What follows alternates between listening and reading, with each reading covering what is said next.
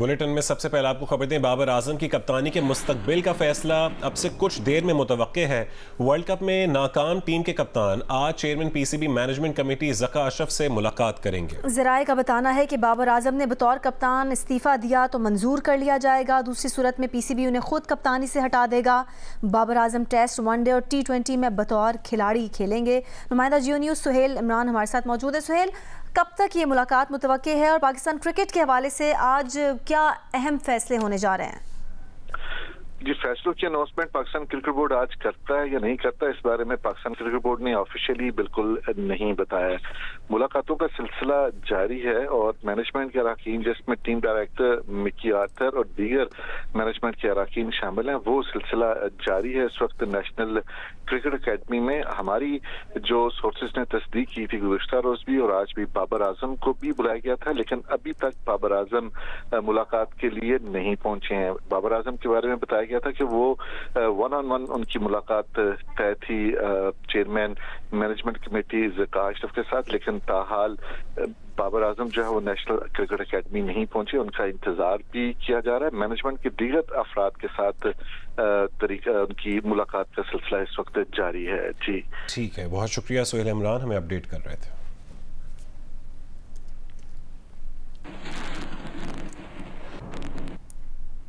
दीगर खबरें शामिल करेंगे। सुप्रीम कोर्ट ने फैज़ाबाद धरने की तहकीकात करने वाले इंक्वायरी कमीशन को इंतहाई बाइख्तियार बना दिया है। फैज़ाबाद धरना अमल दरामद केस की समाअत के दौरान चीफ जस्टिस ने कहा कि इंक्वायरी कमीशन साबिक वज़ीर आज़म, साबिक आर्मी चीफ और साबिक चीफ जस्टिस को भी बुला सकेगा। चीफ जस्टिस ने अटॉर्नी जनरल को TOR से मुतालिक हिदायत करते हुए कहा कि इंक्वायरी कमीशन के पास किसी को भी बुलाने का इख्तियार होगा। जस्टिस अतर मिनल्लाह ने कहा कि इंक्वायरी कमीशन के पास तलबी पर पेश न होने वालों को गिरफ्तार करने का इख्तियार भी होगा। इस मौके पर साबिक चेयरमैन पैमरा अबसार आलम ने कहा कि कमीशन साबिक DG ISI और साबिक चीफ जस्टिस को कैसे तलब कर सकेगा। इस खदशे की बुनियाद इस मुल्क की ज़मीनी हक़ाइक़ हैं, एजेंसियों, जुडिशल सिस्टम और मीडिया मालिकान का गठजोड़ है। जिस पर चीफ जस्टिस काजी फायजीसा ने कहा कि अभी से कमीशन पर खदशात का इजहार न करें, कमीशन को काम करने दें। अदालत ने TORs में ये नुक्ता भी शामिल कराया कि एक साथ 9 नजरसानी दरख्वास्तें दायर होना इत्तफाक था या किसी की हिदायत पर ये दरख्वास्तें दायर हुई।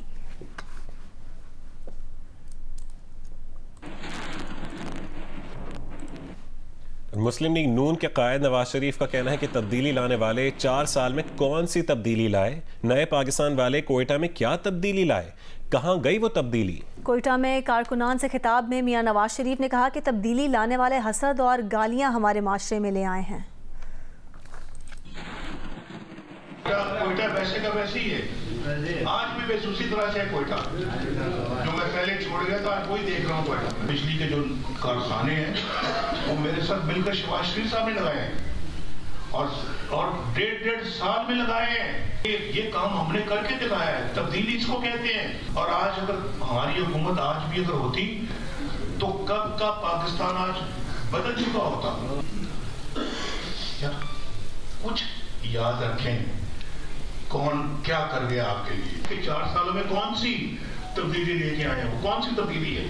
वो सिर्फ हसद, बुग़्ज़, एक दूसरे को बदतमीजी का कल्चर प्रमोट किया यहाँ पे, गाली और उसके बाद गंदी जुबान का इस्तेमाल। ये तो हमारे मुआशरे में हमें नहीं सिखाया गया। मुस्लिम लीग नून के कायद मियां नवाज शरीफ ने यह भी कहा कि उनके जलसों में भी ख़वातीन आती हैं, लेकिन कोई नाच गाना नहीं होता। ये पाकिस्तान का कल्चर नहीं है। हमारी ख़वातीन जलसों में आती हैं, पुरम बैठती हैं और खिताब सुनती हैं। हमारे जलसे होते हैं, वहाँ ख़वातीन भी होती है लेकिन पुरअमन बैठती हैं। ख़वातीन आती हैं, जलसा सुनती हैं और पुरअमन बैठती हैं और कोई वहाँ पे ये धमाल या कोई अपना नाच गाना नहीं होता। ये पाकिस्तान का कल्चर नहीं है भाई, नहीं कल्चर है पाकिस्तान का। शहबाज शरीफ ने कहा है कि वो 16 महीने की हुकूमत में मारे मारे फिरते रहे, जो कर सकते थे किया और मुल्क को डिफॉल्ट से बचाया। कोयटा में गुफ्तगू करते हुए शहबाज शरीफ ने कहा कि मखलूत हुकूमत में हर चीज़ मुशावरत से होती है, जिससे फैसलों में ताख़ीर होती है। बिलावल भुट्टो को जवाब देते हुए शहबाज शरीफ ने कहा कि चेयरमैन पीपल्स पार्टी छोटे भाई की तरह हैं, 16 माह साथ काम किया है। रोने धोने इल्ज़ाम तराशी से कुछ नहीं होगा, मुनासिब होगा सब अपने गिरबानों में झांकें। की गवर्नमेंट थी 16 माह तक, उसमें जो पॉलिसीज़ थी उससे महंगाई भी बढ़ी, डॉलर भी कंट्रोल नहीं हो रहा था। अब इंटरिम गवर्नमेंट आई है, उसने जो पॉलिसीज़ अपनाई हैं उससे तो एकदम से आवाम को रिलीफ मिलना शुरू हुआ है किसी हद तक। तो आप अपना फेलियर ये आखिरी सवाल है। 16 माह में ये एक मखलूत हुकूमत थी, उसके बेपनाह फ़वाइद भी थे कि मशावरत से फ़ैसले होते थे, और एक नेगेटिव पॉइंट भी था कि फ़ैसलों में ताख़ीर होती थी। मैं जगह जगह गया और दिन रात मारा फिरता रहा, और जो कुछ भी मखलूत हुकूमत से बन पड़ा हमने किया।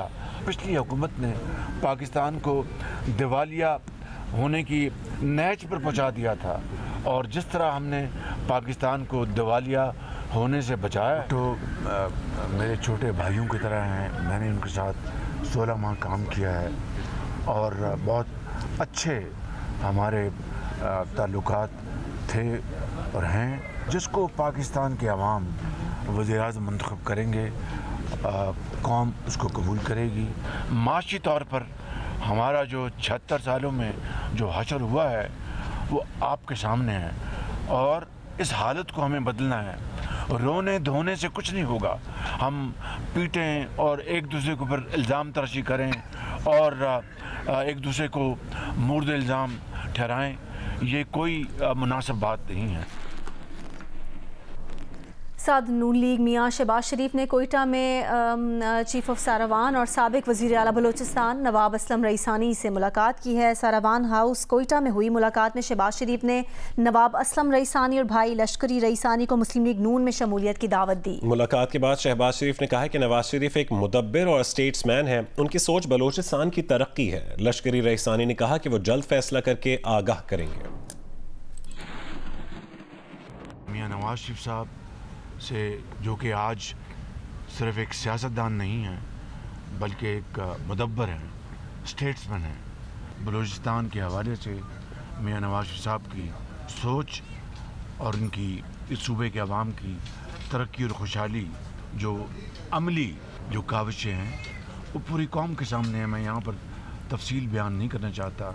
और सरदार लश्करी हाजी लश्करी रईसानी को मैं उनको दावत देने आया हूँ कि वो पाकिस्तान मुस्लिम लीग नून में शामिल हों। मियां नवाज शरीफ साहब इस मुल्क के एक सीनियर स्टेट्समैन हैं, और वो इस मुल्क के मसाइल, इसके बहरानों को खुद बेहतर जानते हैं। उनका हल भी उनके पास यकीनन होगा। तो हमने असूली ये फ़ैसला किया कि इस सियासी अमल का हिस्सा बनेंगे, और हम अपने सूबे को पुरअमन तरीके से एक डायलॉग के ज़रिए बेहतरी की तरफ ले जाने का कोशिश करेंगे। इंशाअल्लाह बहुत जल्द हमारा फ़ैसला होगा इंशाअल्लाह। रहनुमा नून लीग मरीम नवाज ने कहा है कि नून लीग के लीडरों ने जेलें, मुश्किलात और जुल्म और जबर बर्दाश्त किया मगर मुत्तहिद रही। कोयटा में खिताब करते हुए मरीम नवाज ने कहा है कि जुल्म और दबाव के बावजूद नून लीग का कोई रुकन नहीं टूटा।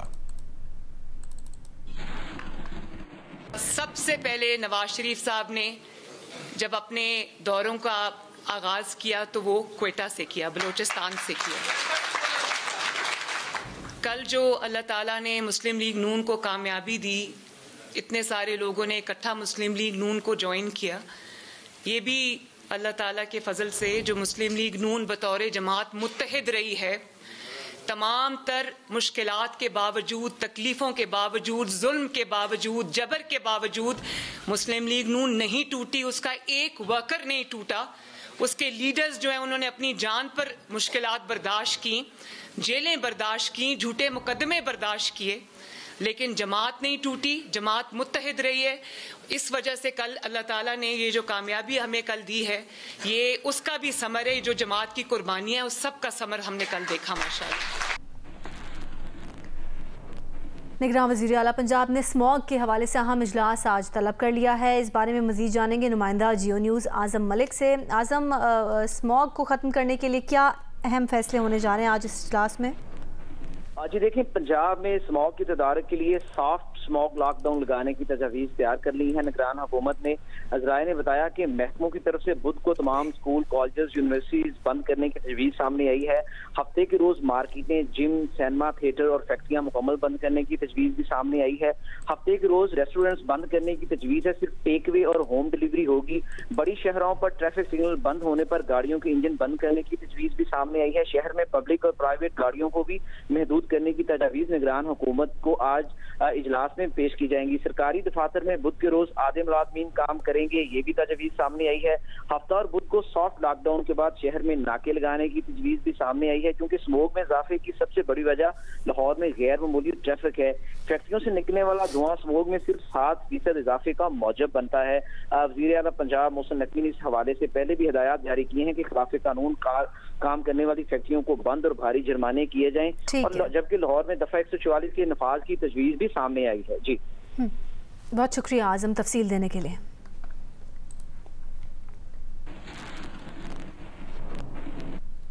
पंजाब हुकूमत ने स्मॉग के मुज़र असरात से बचाव के लिए स्कूलों और दफातर में मास्क पहनना लाजमी करार दे दिया है, मगर हुकूमती अहकामात पर कहीं भी अमल होता दिखाई नहीं दिया। रिपोर्ट करेंगे उम्मे फरवा।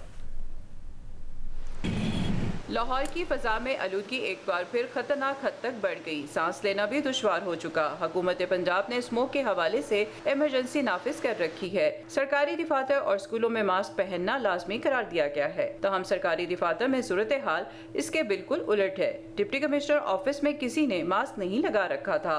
अलबत्ता साइलिन में से भी इक्का दुक्का मास्क लगाए नजर आए। सरकारी मुलाजमीन कहते हैं कि मास्क काम की वजह से उतारा है। मास्क पहनना चाहिए, हमारी अपनी बचत आएगी, इसमें कट्टा मिट्टी अंदर नहीं जाएगा। ठीक है, तो हमारी गलती है, मास्क नहीं पा के आए। सरकारी दफ्तर में मास्क लगाए बगैर नहीं आना। आप लोग तो किसी ने भी नहीं लगाया हुआ मास्क। लगा लेते हैं, अभी लगा लेते हैं। आपने पहले क्यों नहीं लगाया? ये तो हुकूमत की तरफ से हदायत है ना। ठीक होगा मैडम, अभी लगा लेते हैं। लाहौर वेस्ट मैनेजमेंट कंपनी के वर्कर्स ने मास्क ना पहनने के सवाल पर चुप साध ली। आप भी लाहौर वेस्ट मैनेजमेंट के मुलाजिम हैं, आपने मास्क क्यों नहीं लगाया हुआ? स्कूलों की इंतजामिया भी मास्क पहनाने में लापरवाह नजर आई। तालिब इल्मों में से बेशतर मास्क के बगैर ही नजर आए। काफ़ी ज़्यादा स्मोक है, काफ़ी बच्चों को चेस्ट इन्फेक्शन हुआ है और मास्क के अंदर बहुत सख्ती है कि आप लोग मास्क लगा कर आए, मास्क के बगैर आप ना आए। टीचर ने कहा कि मास्क लगा के आना। पॉकेट में है। अच्छा, पॉकेट में क्यों रखा है? वैसे हम लोगों ने भी तो मास्क लगाया है। मास्क लगाने से ऐसा क्या हो जाएगा? उनको भी चाहिए वो मास्क लगाएं, लेकिन कोई यहाँ पे किसी की नहीं सुनता। टीचर कह रही है स्मोक खतरनाक है, तो आप इसके लिए मास्क लगाएं। ग्रुप में भी मैसेज आया कि जितनी भी स्मोक है उससे हम बच सकेंगे, मास्क लगाएंगे, फैक्ट्री के धुएं से बच सकेंगे। धुआं छोड़ती गाड़ियां भी पहले की तरह आजादाना फराटे भरती नजर आती हैं, जबकि ट्रैफिक पुलिस के एहलकारों को भी मास्क की कोई परवाह नहीं। ऐसे में धुआं छोड़ने वाली गाड़ियों को कौन रखेगा? कैमरामैन मोहम्मद सादिक और खालिद खान के साथ मैं फरवा, जियो न्यूज़ लाहौर। गजा वॉर रूम में ताज़ा तरीन अपडेट्स के साथ हाजिर है और आपको बताएं कि गजा में इसराइल के जंगी जराइम 40वें रोज भी जारी हैं और आज इसराइली फौज गजा के सबसे बड़े अशफा अस्पताल में दाखिल हो गई है। अरब मीडिया के मुताबिक अशफा अस्पताल से इसराइली फौज ने 30 अफराद को गिरफ्तार किया है। अशफा से गिरफ्तार अफराद को आंखों पर पट्टियां बांधकर 3 टैंकों के दरमियान खड़ा कर दिया गया, जबकि एक टैंक अशफा हॉस्पिटल की इमरजेंसी के दरवाजे पर खड़ा किया गया है। इसराइली फौज अशफा हॉस्पिटल की सर्जरीज बिल्डिंग्स में दाखिल हो गई है। इसराइली फौजियों ने अशफा के सर्जरीज डिपार्टमेंट की तमाम पार्टीशंस को उखाड़ दिया है। दूसरी तरफ इसराइली रेडियो से ऐलान किया गया है कि इसराइली फौज अशफा में यरगमालियों का कोई निशान नहीं मिला है। फ़लस्तीनी हुक्काम ने खदशा जाहिर किया है कि इसराइली फौज अस्पताल पर कब्जा करके हमास से मंसूब कोई सरगर्मी स्टेज करेंगी।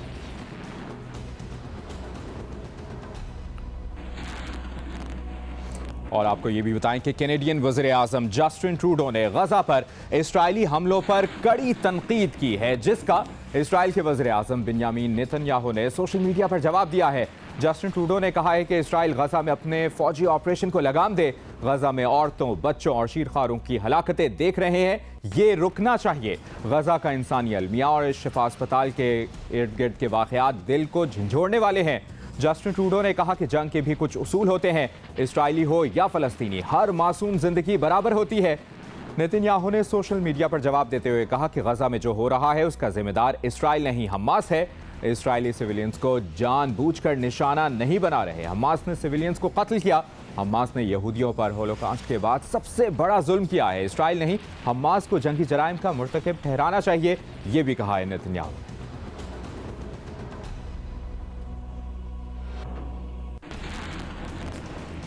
गज़ा वॉर रूम से ताज़ा तरीन अपडेट्स आपने जानी। आप जियो न्यूज़ के साथ रहिए।